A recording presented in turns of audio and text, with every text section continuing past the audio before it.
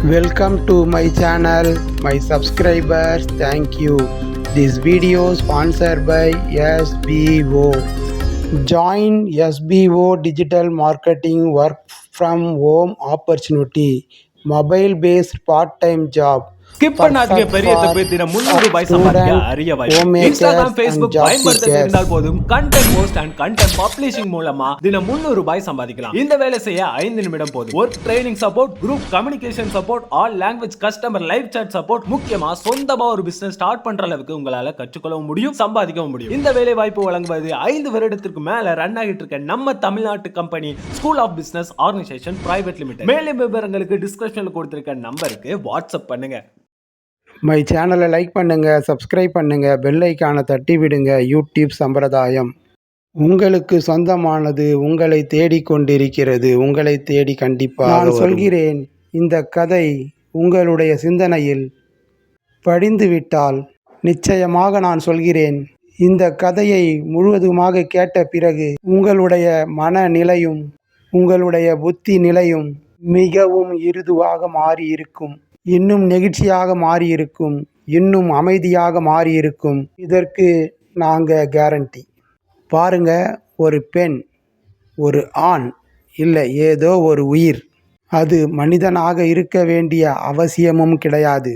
ஏதோ ஒரு உயிர், ஒரு உயிரினுடைய எதிர்பார்ப்பு என்ன? பல சொற்களால் அது பேசுகிறது, அந்த பொருள் நமக்கு புரியாது. இந்த கதையை சொல்கிறதுக்கு முன்னாடி நான் ஒரு காட்சியை சொல்கிறேன், முடிஞ்சால் புரிஞ்சு கொள்ளுங்கள். ஒரு பெண்ணுக்கு அடங்க முடியாத வயிற்று வலி, தாங்க முடியாத வயிற்று வலி, உயிரே போகிற மாதிரி வயிற்று வலி. இறந்து போவாள் என்று மருத்துவர்கள் கைவிரிக்கிறார்கள். அந்த பெண்ணிடத்தில் சொல்லப்படுகிறது, இங்கு ஒருவர் வருவார், அவருக்கு பேர் மேசியா, மசியா. மசியா என்றால் என்ன அர்த்தம்னா மரணத்துக்கான மருத்துவர் என்று அர்த்தம். அவரை போய் இந்த பெண்மணி பார்த்துட்டாங்கன்னா உன்னுடைய உடல் நலம் குணமாகும். உடனே அந்த பெண் தயாராகிறாள். அந்த மசியா வராரு. பெரிய கூட்டம், ரோடு ஃபுல்லாக, வீதி ஃபுல்லாக வந்துக்கிட்டு இருக்காங்க. அந்த கூட்டத்தில் அந்த மசியா என்ற ஏசப்பா வந்துக்கிட்டே இருக்காரு. அவரை சுற்றி மக்கள் அப்படியே கூட்டிக்கிட்டு போகிறாங்க. இவ பார்க்கறா, அந்த கூட்டத்துக்குள்ளே நுழைஞ்சி கஷ்டப்பட்டு போய் அவர் ட்ரெஸ்ஸை பிடிச்சிட்டா. ஆனால் கூட்டம் அவரை அப்படியே அழைத்து கொண்டு போய்விட்டது. இவள் கையில் மட்டும் அவருடைய துணி இவ கையில் மாட்டிக்கிச்சு. கூட்டத்தோட கூட்டமாக போன ஏசப்பா பக்கத்தில் இருக்கிறவங்கள பார்த்து கேட்டாராம், யார் என்னை தொட்டது? இதை கேட்டவர் கிண்டல் பண்ணுறாரு. நூற்றுக்கணக்கானவர் நம்முடன் வருகிறார்கள், அனைவரும் உங்களை தொட்டு கொண்டு தானே வருகிறார்கள்.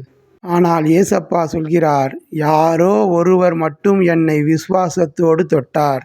என் மேனியிலிருந்து வல்லமை புறப்பட்டது. விசுவாசத்துடன் தொடுகின்ற பொழுது இறைவனுடைய அந்த நிலையிலிருந்து வல்லமையை புறப்பட்டு வரச் செய்யும். முடியும் என்றால் யார் ஒருவருக்கு ரசனை இருக்கிறதோ அவர்கள் புரிந்து கொள்கிறார்கள். ரோஜா அத்தர் என்கிற கதை ஒன்று உள்ளது. ரோஜா அத்தர் என்கிற புத்தகம் 6 பக்கங்கள் மட்டுமே உள்ளது. இது தெலுங்கிலிருந்து தமிழுக்கு மொழிபெயர்ப்பு உள்ளது. இந்த புத்தகம் சாகித்யா அகாடமியில் விருது வாங்கிய புத்தகம். ரோஜா அத்தர் அந்த புத்தகத்தின் பெயர். பாக்தாத்திலிருந்து ஒருவன் புறப்பட்டான், இப்படி அந்த கதை தொடங்குகிறது.